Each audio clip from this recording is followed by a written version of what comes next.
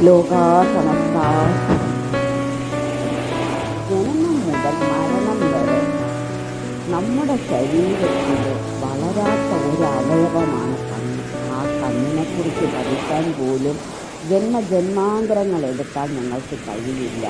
ആ ഞങ്ങളാണോ ശരീരം മൊത്തം സൃഷ്ടിച്ച ഭഗവാനെ അളക്കാൻ പോകുന്നത്, അല്ലെങ്കിൽ പഠിക്കാൻ പോകുന്നത്?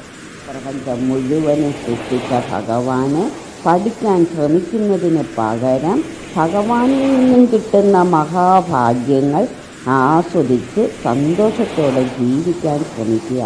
ഈ മഹാഭാഗ്യം മറ്റുള്ളവർക്കും പകർന്നു കൊടുത്ത് ഭഗവാനിനോട് ചേർന്ന് സന്തോഷത്തോടെ ജീവിക്കാൻ ശ്രമിക്കുന്നതിൽ പരം പുണ്യകർമ്മം വേറെ ഒന്നും തന്നെയില്ല. അവനവൻ്റെ ദൗത്യം കൃത്യമായി ചെയ്ത് മുന്നോട്ട് പോവുക. സ്വർഗജീവിതം തന്നെ ഭഗവാൻ നമുക്ക് നൽകും. ലോകാ സമസ്ത സുഖിനോ ഭവന്തു.